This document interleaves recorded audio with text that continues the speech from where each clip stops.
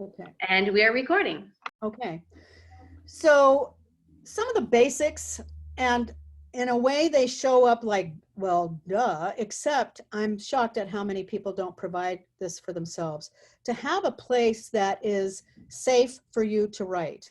Now, in quarantine times, that may be easier than when people are coming in and out and all that. So people who have partners or children or interrupters, they may need to know that when you are writing, that's the time to leave you alone.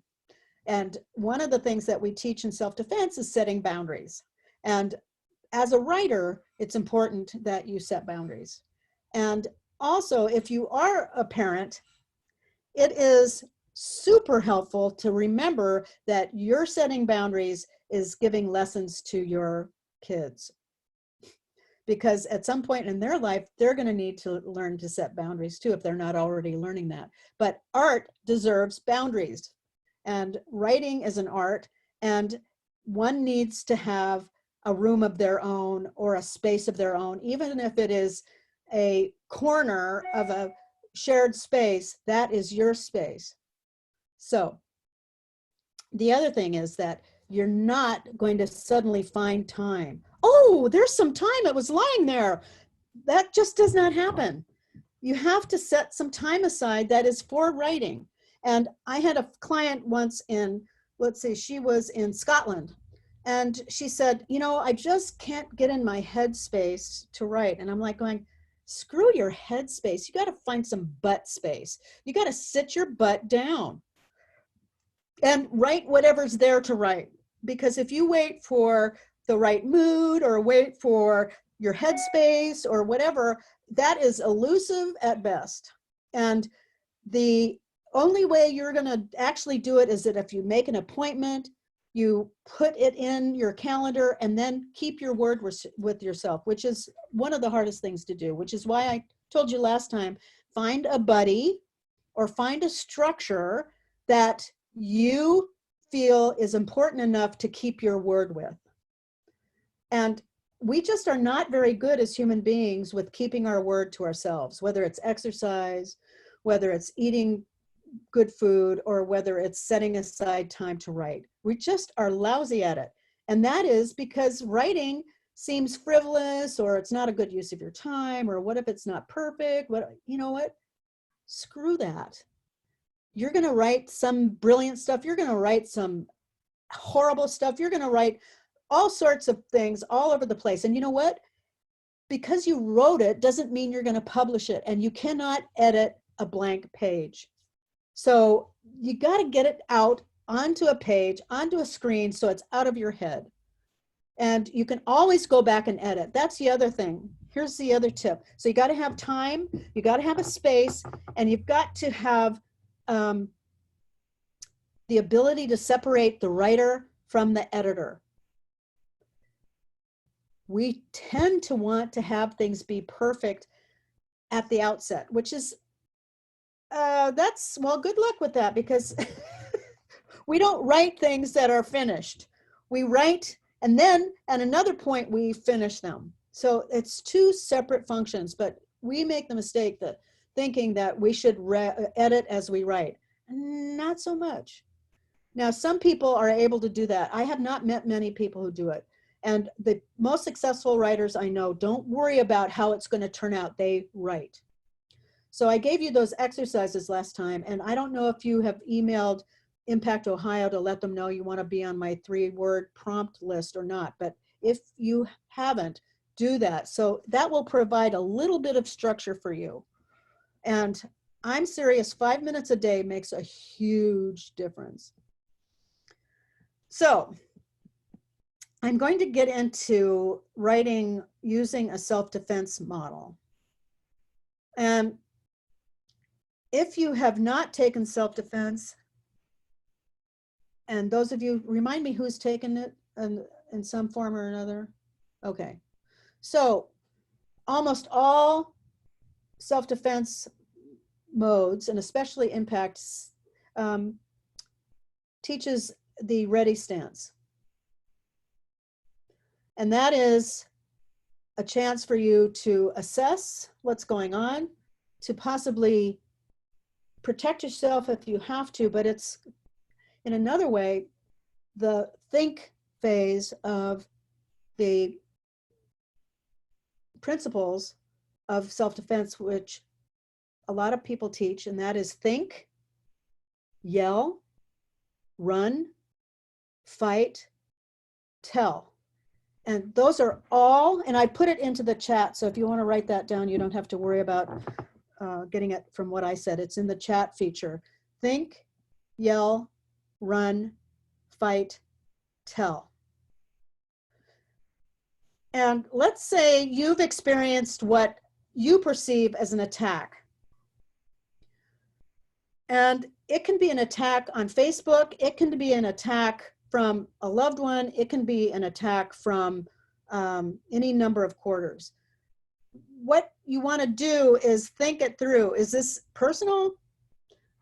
Is this actually an attack? Is this somebody spewing their own point of view, but it really is not personal? That is a real great place to stop before you put into words on a comment or whatever you're using, to breathe, think through, and figure out where you're at with this particular piece of writing that you've seen. And let's say you decide you are going to respond, which is a form of yelling. It's a verbal, written form of yelling, which is to alert other people, to get breathing, and to set boundaries. Yelling is a way that to alarm, alert, or to set a boundary. So in writing, that would be, for me, my way of saying no. No. And here's why. And I don't build up to no. No is a complete sentence, and it is a way to set a boundary immediately. So as storytellers, we have a tendency to want to build up to our main point. That's how we roll as creatures of stories. However, in writing, I encourage you to come out strong with whatever it is that your stance is. So let's say, I'm just pulling this from the air. Let's say my stance is, no, you are not going to get away with sex trafficking in my neighborhood. No. No. That could be the headline. That could be the first sentence out of the first sentence on your paper. You don't build up to it. You hit it right at the top. In journalism, that is a rule called don't bury the lead. Don't bury the lead. And we want to generally build up to that as storytellers. Like I'm just using sex trafficking as an example, and it could be anything. No, let's no to not wearing masks in my neighborhood. Okay, let's do that. And the natural form of storytelling would be, I was out on a walk with my dogs, and I was just minding my own business and looking at the blue sky and pondering how amazing it is to be in Los Angeles with no pollution, and just minding my own business. And this guy came by huffing and puffing within 3 feet of me with no mask. Okay, so that makes sense. It's logical, and it is a mighty fine way to tell a story. And what I'm encouraging you to do is not bury the lead. And the lead is, do not get close to me without a mask. No, do not get close to me without a mask. That is the headline and the lead, because that's what this whole thing is about. Now, maybe if you write fiction, you can also ask yourself if you're burying the lead for a character, for instance. What is her or his main theme? And you may not expose that in your fiction writing, but you want to, as backstory, to know what their deal is. So what is their lead? How many of you write fiction? No? So we have some poetry here. I don't know poetry very well, so I tell people if they're coming to me as a poetry writing coach, it's like, no, probably not, because I know what I like. That's about it. But it's a good question to hold to your scrutiny, which is, what is the lead of this piece? What is the main heartbeat of this piece? That's the lead. So you want to know what your heartbeat is. And so that is part of the yelling. What are you yelling to the world? What is it that lights you up? Why did you bother to sit your butt down and write about this particular thing? Because a lot of people build up to it. So I'm just saying, don't build up to it. So the other thing is, run is, do you have the energy and the commitment to see this through? You may not. And that is completely honorable. Let's say I determined that so many people have written about mask wearing that I'm not going to take the time to add my 2 cents. So that's running from something that I thought maybe I cared about enough. But you know what? You got to care about it enough to sit down and apportion your time to writing about this. Now, for a lot of people, I don't have the luxury to run from writing, because I have to turn in a 750 piece opinion piece every week, because I have a paycheck attached to it. So I don't have the luxury of running. And you do, if you don't have a commitment to somebody, I recommend that you do have a commitment to somebody, because that's where the structure comes in, whether it's a class, a buddy, or whatever you set up to be accountable to, because otherwise, why bother? And I run online writing courses now where I hear from my students all the time that they would not have written it unless they had paid tuition and said they would show up, because it's just too easy to not write, to run. Okay, so then there's fight. And fight, for me, is to lay out the why this doesn't work for you, or on the other side of the coin, why it works for you. So it's the argument. I'm sorry, my dog is barking. Somebody came to the door. This is part of the charm of online courses, isn't it? I'm going to shut my door, excuse me.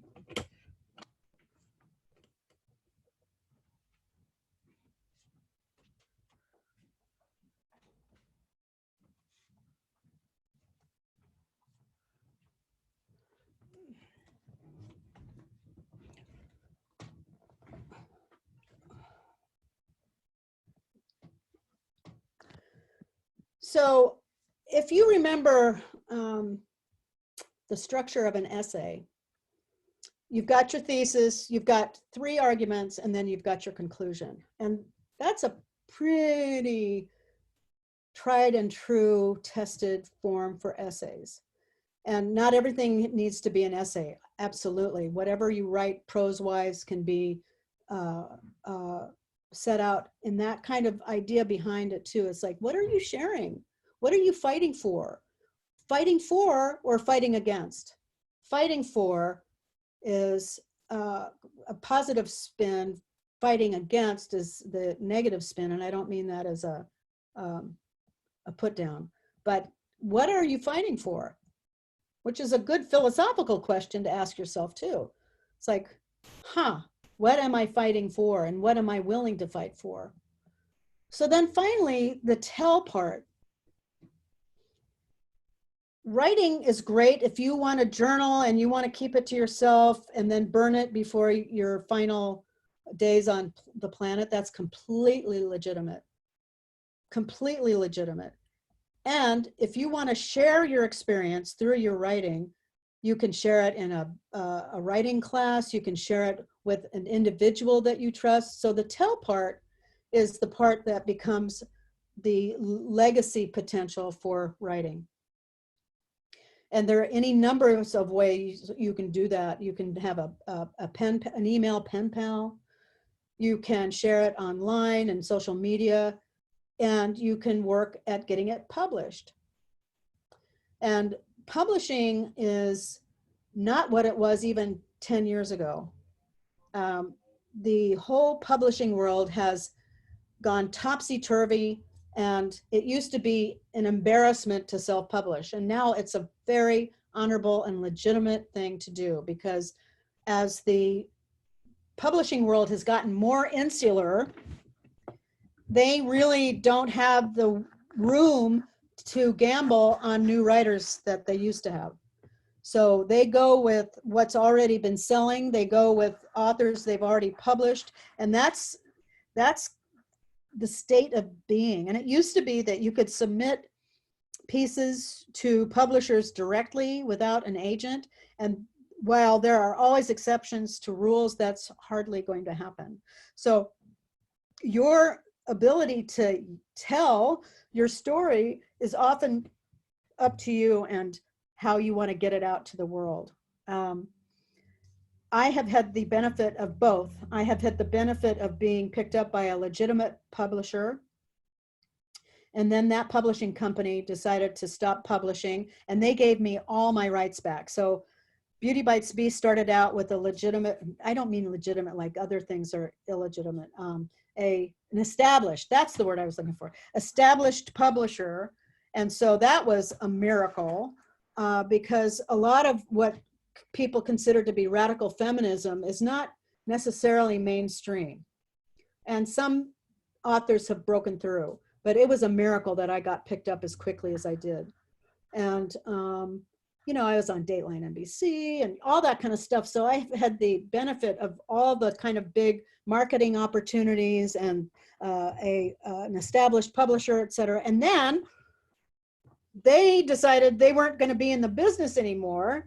So they gave me everything, the artwork, the rights, I mean, it couldn't have been a better situation. So I could just take everything over and begin self-publishing, which was, wow, what an opportunity. And it was a financial opportunity too, because established publishers, I don't know if you know this or not, but they give you an advance, which I had gotten.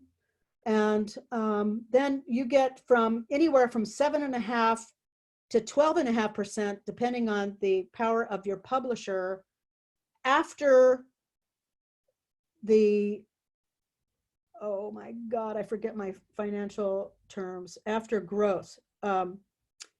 So after all the expenses were paid, including my advance, then I would be getting 7.5% to 12.5% of the gross, which is compare and contrast with, I now publish my own books. It costs about $5 for each copy, and the cover price is $19.99.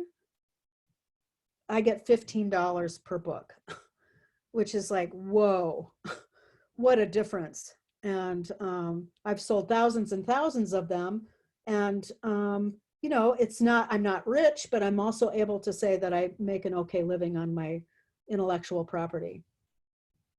So that's the tell portion of it. And I want to have you spend 5 minutes now, and I will have you write for 5 minutes on what you care about. And I don't care if it makes sense or not. I don't care whether you have, as you're writing to the 5-minute timer, if your brain comes up with corn dogs, great, don't reject that.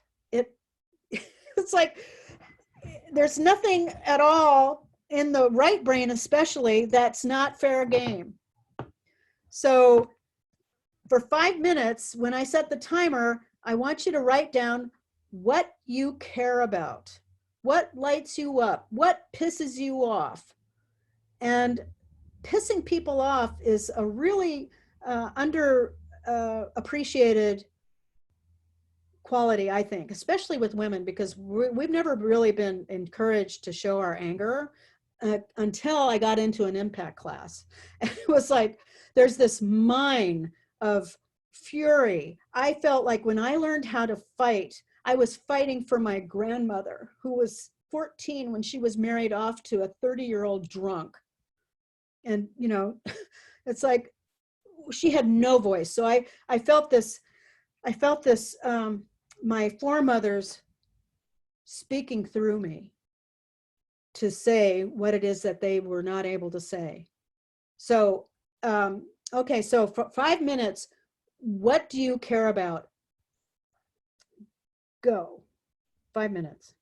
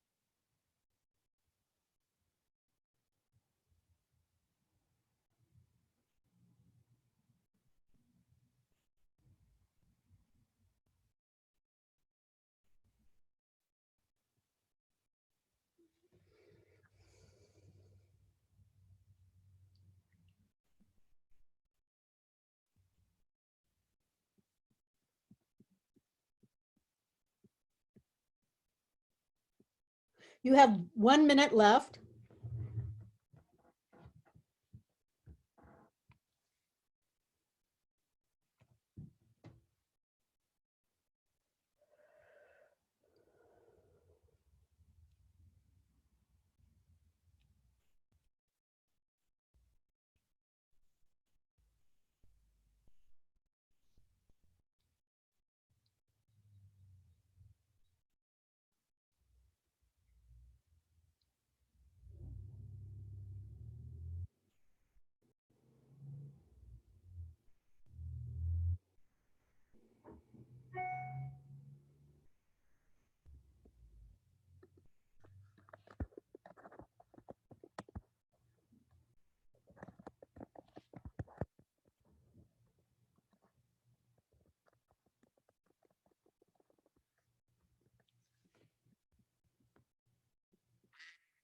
Okay, that's 5 minutes.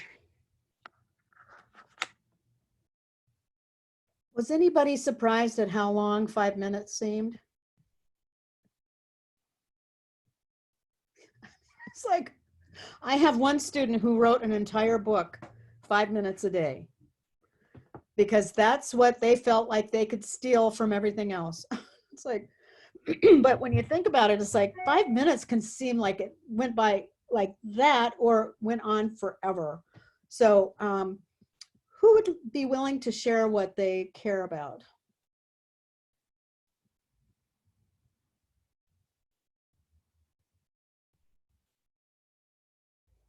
Okay, that brings me into another part of this writing as self-defense, is that you have every right to protect your writing.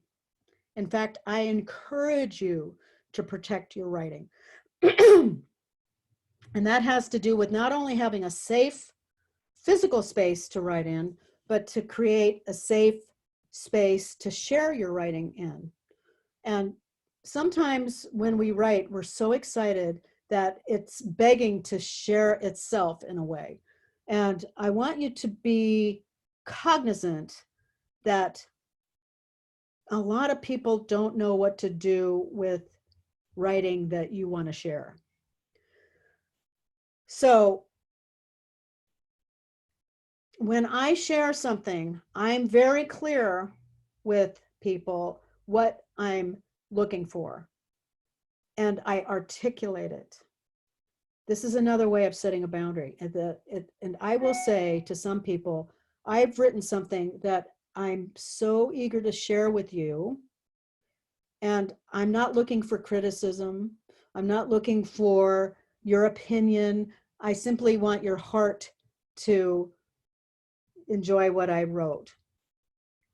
Would that be okay with you? It's a consent issue in many ways, because what happens for some people is I'll say, oh, I want to share something with you. And I send them my writing, and then I wait and I wait and I wait and I wait and I wait for a response. And then what happens on the other side is that they are humiliated or embarrassed that they haven't even picked it up to read it. Now, meanwhile, I'm over here thinking, oh, they hated it. Oh my God, I suck. They couldn't stand it, blah, blah, blah. Meanwhile, they're embarrassed because they didn't read it. And unless you are a writer yourself, a lot of people don't get what it means for you to have shared your heart. Because writing is sharing your heart. So just as if you're a parent, I'm only a, I shouldn't say only, I have parented dogs. I would not stick my puppy into the hands of somebody that doesn't like puppies. It's like, ew, ew, you don't want to, you want to be mindful of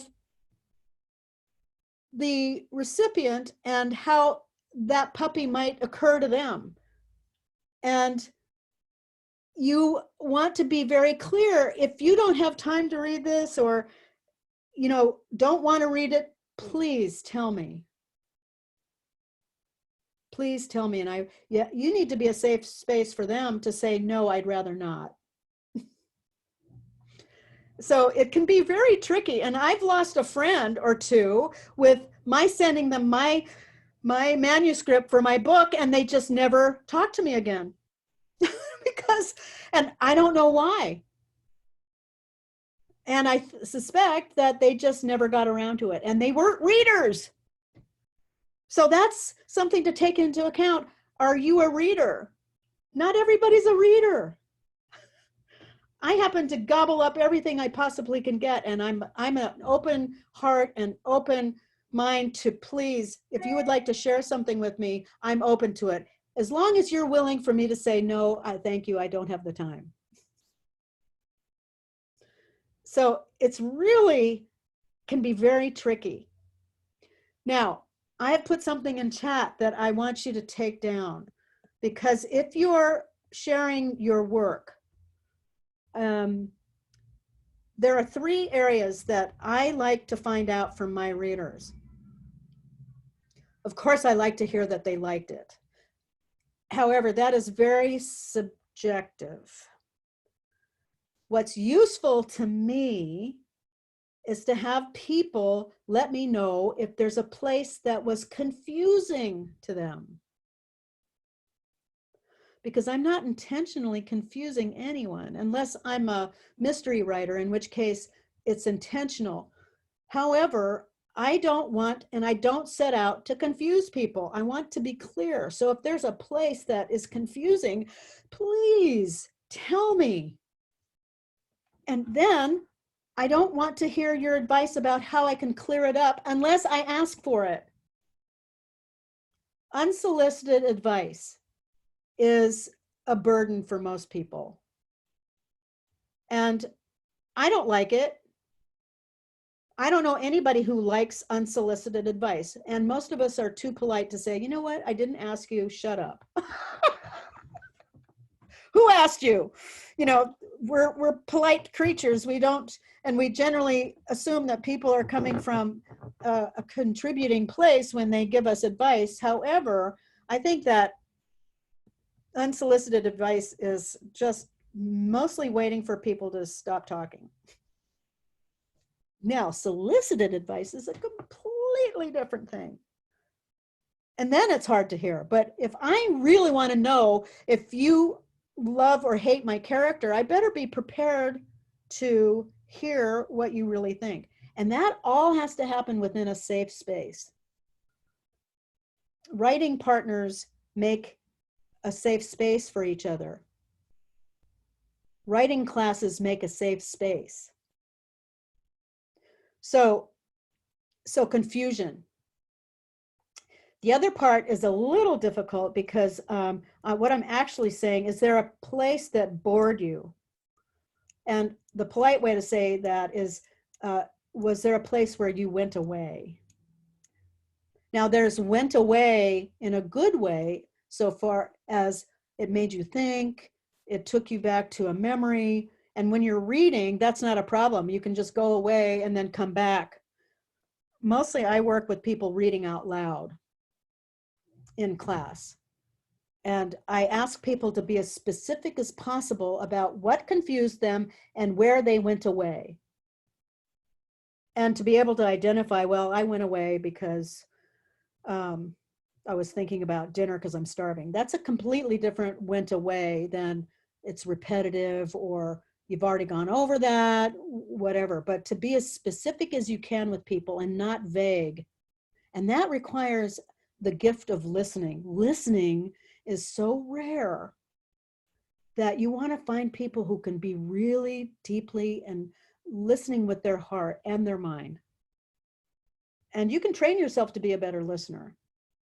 I know I have. So went away. And then the third place is I ask people to let me know if their credibility was strained. What do I mean by that? Well, let's say I say, so I went around my entire neighborhood giving away masks that I felt people needed and I needed to take that on. And then I charged them I don't know. I'm just making this shit up, right? But that I would hope that that might strain your credibility. First of all, it's hyperbole. I mean, who goes around their entire neighborhood doing that? And secondly, okay, that's a documentary right there. Now, here's another example of credibility. Let's say I'm writing the memoirs of my childhood, and I say something like, and then the Beach Boys' Pet Sounds came out in 1959, and you know damn well Pet Sounds didn't come out in 1959. And the thing that happens with readers is that we trust people when we're reading their writing. First of all, it's a big chunk of our life and our time that we're devoting. And if you strain people's credibility, then they're not going to read you, or they're going to question your credibility on other things. So credibility goes to, that was really sloppy research. Pet Sounds came out in '63 or whatever it is. But especially for fiction, I listen with an ear toward, I don't think they came out with fingerprints until like 1920. And so if we have a mystery that's taken place in the 1880s, that's a credibility issue. And I'll say, I had some credibility about your fingerprints. Check it out.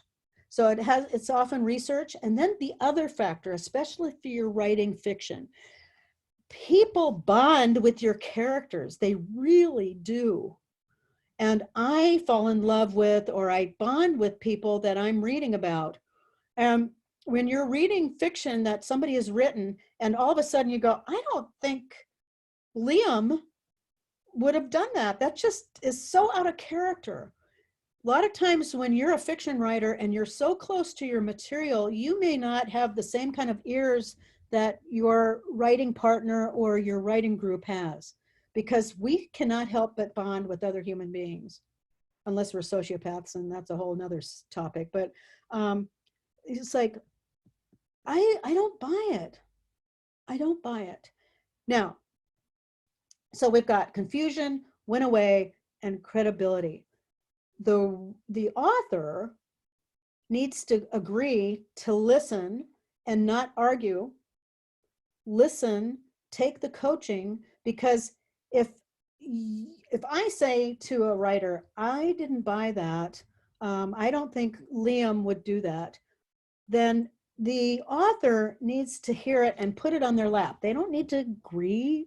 They don't need to argue. Just listen. That brings the other part of writing into play, and that is listen. If you've asked somebody to go over these things, confusion, went away, credibility, don't argue with them.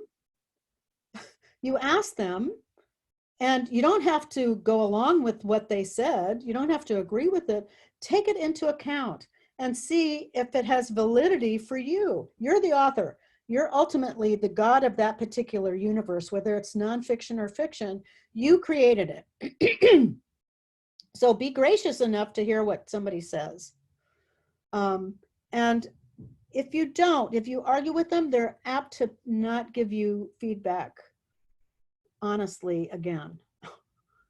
Because if you give them a fight over it, then, it's like, okay, all right, whatever. So when you give your work over to people, be very clear about what you're asking for. Make sense? And then when you give your writing over, ask them to look for specific things. Now, it doesn't have to just be confusion, went away, credibility. So this gets into the solicited advice. Sometimes when I give, especially longer works over, I'll say, I want you to look for if you think this character is too fill in the blank, too abrasive, too obnoxious, too whatever. If you have a specific thing that you want people to have their eye out for, that's very solicited advice. And it goes to trusting them enough to tell you the truth. And my goodness, if you want to give somebody your work just to simply share something that makes you happy. Be upfront about it. And take responsibility. That's what it comes down to, is taking responsibility for your baby. You know, you don't hand your infant over and go, here, to somebody who doesn't like kids, because they're going to come back with, oh, it stinks and it poops its pants and it drools. It's like, yeah, that's what babies do. Okay. So I'm now going to open this up for questions, and just take a second and see if there's anything that you want to ask me. And I'll wait, because when people ask me for a question, I don't always have one right at the tip of my iceberg, whatever. Yeah, right off the tip of my iceberg.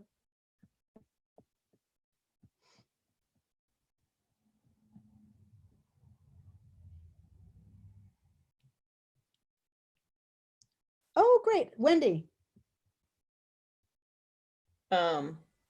I'm just actually curious if you're okay with answering this. Did you feel like your writing voice made your actual voice stronger?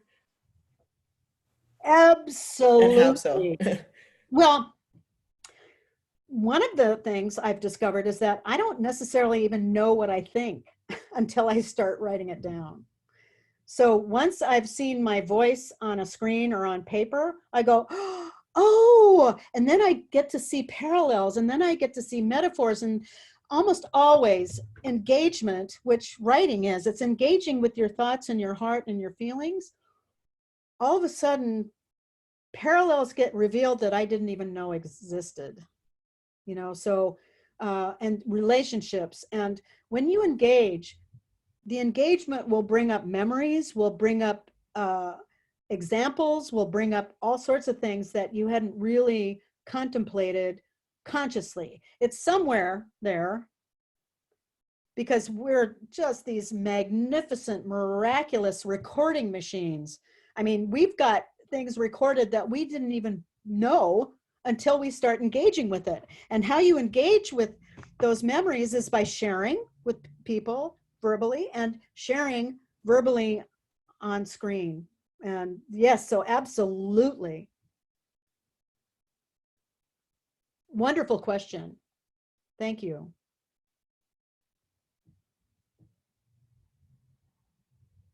I want you to look for crucible moments. Those are moments that where your life's going this way, and then all of a sudden, boop, it goes in a completely different way.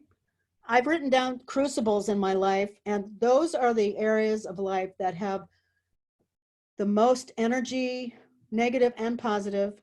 And the example I use all the time is my book, Beauty Bites Beast. I, with my husband, came home very late. It was straight up midnight.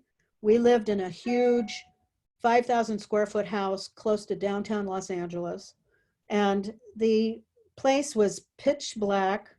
And in Los Angeles, a lot of couples would be out, meet for dinner, and had two cars because LA's just spread out all over the place. And so there we were again. We were coming up our narrow driveway, and Greg, my second husband, pulled his car in first. My car was behind. And all of a sudden, he's at the driver's side, knocking on it, going, "Stay in the car. Somebody's broken into the house." And sure enough, I looked over, and there was a brick, and the window to the door that led into our house was broken, and somebody had reached through the broken window and opened unlocked the door and gone in. So I sat there frozen, and then I kind of went, what kind of feminist am I? I'm like playing damsel in distress, and my sweet husband goes into a dark house at night to what? Wrestle the guy to the ground? I mean, he'd only had high school wrestling. He didn't have any experience with dealing with a possibly armed person. I mean, I thought, oh my goodness. So I just shook myself out of this princess mode And I walked toward the door, and just as I had crossed the threshold, a man in a ski mask was coming up the basement stairs and held up a knife and was ready to plunge it into me. And I froze, which is almost everybody's fear of that they'll freeze. And a little voice in me said, do something, do it now. And I broke my freeze response, and I screamed so loudly that the man dropped the knife, grabbed his ears, and ran like hell. And that was the genesis of my book, Beauty Bites Beast. And now I chose to have it be a crucible moment that would make my life better. And it led to so many things. My husband, who had gone into the house earlier, didn't know what he was going to find. That scream was so blood curdling that the apartment next door, all the lights went on, and my husband heard it. He didn't know if he was going to find me dead or alive. And I was very much alive, thank you very much. And he said, I'm going to give you a self-defense class for your birthday. And I was a segment producer at the time. I went into work the next day, and I asked every single person on staff, there were about 40 of us, if they knew how to defend themselves. And every single man said, oh yeah, yeah, clearly some of them were liars. And every single woman said, oh God, no, I can't even believe that you screamed. And I thought, this is weird. Wow, I had never seen such a huge gender gap.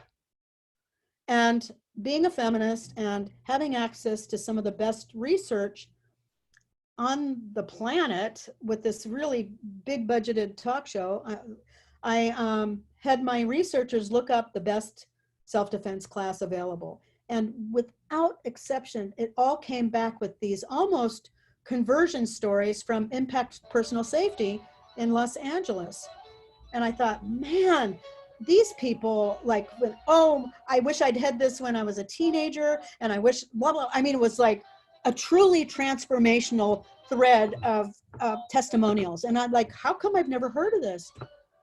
And so that man changed my life, because I searched for a book that would explain to me why there was such a huge gender gap. Why were women not able to defend themselves? And please, somebody explain that to me. Well, I couldn't find that book. And Toni Morrison said, if there's a book you want to read, but you can't find it, you got to write it. So that's why I wrote Beauty Bites Beast. So I took a crucible moment and I turned it into lemonade. I took you know what I meant? I turned a crucible moment that was just a bushel of lemons, and it's turned out to be the best thing that's ever happened to me, because I get to be with people like you. So you can make a list of your crucible moments and see where the lemonade is in them. So that's it for today's workshop. I hope you had a good time. I hope I was able to share some nuggets that you'll be able to use for the rest of your life. And I thank you so much for this opportunity. Thank you so much, Ellen. Can I just remind everyone, if you're interested in getting on Ellen's list, you can just respond back to the email that you were sent with the confirmation link, and I'll make sure that Ellen gets your email so we can add you, so we can stay in touch. Thank you. Thank you so much. Thank you. It was a pleasure being with all of you. Thank Bye. you. If you haven't signed up for Beauty Bites Beast tomorrow, it's happening tomorrow. Definitely do that. Before 9 o'clock tonight is when I'm going to bed, around 10. So please email me before then, and I will send you the information. We're going to watch the whole film together, I believe, Ellen, and we're going to have some pauses and interactions and conversation with Ellen and Julie Harmon, who's featured in the film. So it's going to be a great time, actually. It's a two-parter too, isn't it? Yes. Yep. Tomorrow and Friday. So. Okay, good. And I see your kitty, Krista. Oh my God, is that a Russian blue? He's a gray tabby. He's very needy today. Oh, hi. Hi, sweetheart. Oh. Yeah. Okay, thank you so much, everybody. Thanks. Bye, everybody. Thank you. You're welcome. Bye, Thank you. everyone. I'm gonna go ahead and stop the recording. And I stayed